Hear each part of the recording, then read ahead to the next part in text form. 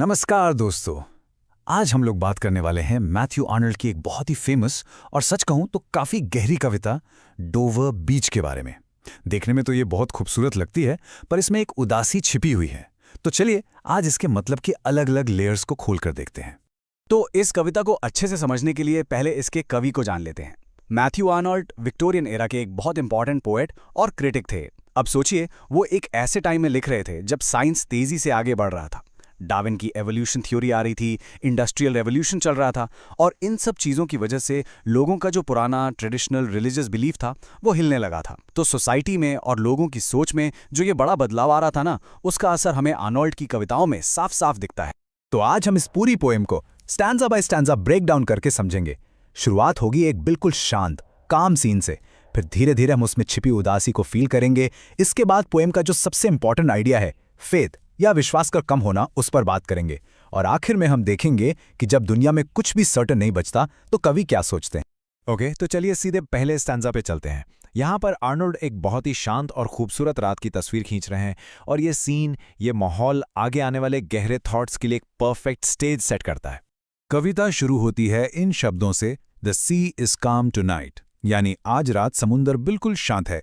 The tide is full, the moon lies fair, ज्वार अपने पूरे उफान पर है और चांद स्ट्रेट्स यानी समुंदर के उस तंग रस्ते पर खूबसूरती से चमक रहा है। और दूर फ्रेंच कोस्ट पर एक रोशनी पल भर के लिए चमकती है और फिर गायब हो जाती है। आप फील कर सकते हैं, आनंद ने शब्दों से एक इतनी शांत, इतनी सुकून भरी पेंटिंग बना दी है। और फिर हम देखते हैं इंग्लैंड की विशाल चट्टानों को जो शांत खाड़ी में टिमटिमा रही हैं। और फिर कवि अपनी बिलव्ड को, अपनी पार्टनर को बुलाते हैं। Come to the window, sweet is the night air. वो चाहते हैं कि वो भी उनके साथ इस खूबसूरत पल का हिस्सा बने। यहां तक सब कुछ एकदम परफेक्ट, रोमांटिक और शांत लगता है ना, जैसे कोई ब्यूटीफुल पेंटिंग हो। लेकिन अब यहां से चीजें बदलती हैं। पोएम का मूड शिफ्ट होता है। अभी तक हम देख रहे थे, अब हमें सुनने के लिए कहा जाएगा, और बस यहीं से उदासी की एक लहर आना शुरू हो जाती है। कवि एकदम से कहते हैं, लिसन, सुनो। अब वो हमारा ध्यान समुद्र की आवाज पर लाते हैं। और ये आवाज कोई मीठा संगीत नहीं है, ये है एक ग्रेटिंग रोर, एक ऐसी आवाज जो कानों को चुभती है, एक कर्कश दहाड़। ये आवाज आ कहां से रही है? ये उन कंकड़ों से आ रही है जिन्हें लहरें पहले पीछे खींचती हैं और फिर जोर से किनारे पर पटकती हैं। सोचिए, जो सीन इतना शांत था, उसकी आवाज में कितनी बेचैनी है। यह आवाज़ विथ ट्रेमुलस केडेंस स्लो, एक धीमी कांपती हुई ताल के साथ आती है और अपने साथ लाती है the eternal note of sadness in, यानी उदासी का एक ऐसा सुर जो हमेशा से था, हमेशा से है। ये पॉइंट बहुत ज़रूरी है। अब ये सिर्फ समुद्र की आवाज़ नहीं है, ये इंसानी दुख का, ह्यूमन मिजरी का वो संगीत बन गई है जो कभी ख़त्म नहीं होता। और अपने इस आइडिया को और मजबूत करने के लिए आर्नल्ड हमें हिस्ट्री में पीछे ले जाते हैं, एंशिएंट ग्रीक प्लेराइट सोफोक्लीज के पास। वो कहते हैं कि सदियों पहले सोफोक्लीज ने भी एजियन समुद्र के किनारे बिल्कुल यही आवाज सुनी थी, और इस आवाज ने उनके मन में ह्यूमन मिजरी यानी इंसानी दुख के उतार चढ़ाव की याद दिला दी थी। तो इससे क्या पता चलता है? ये जो उदासी है, ये सिर्फ आर्नल्ड की पर्सनल फीलिंग नहीं है, ये एक यूनिवर्सल, एक टाइमलेस एहसास है जो सदियों से इंसान के साथ चला आ रहा है। चलिए अब आगे बढ़ते हैं तीसरे स्टैंजा की तरफ, और यहां आके कविता अपने कोर आइडिया, अपने सेंट्रल थीम पर पहुंचती है। अब समुद्र की ये दहाड़ सिर्फ एक आवाज नहीं रहती, ये एक बहुत बड़े फिलोसॉफिकल क्राइसिस का सिंबल बन जाती है। आर्नल्ड यहां पर एक कमाल का मेटाफोर यूज करते हैं, द सी ऑफ फेथ, यानी विश्वास का समंदर।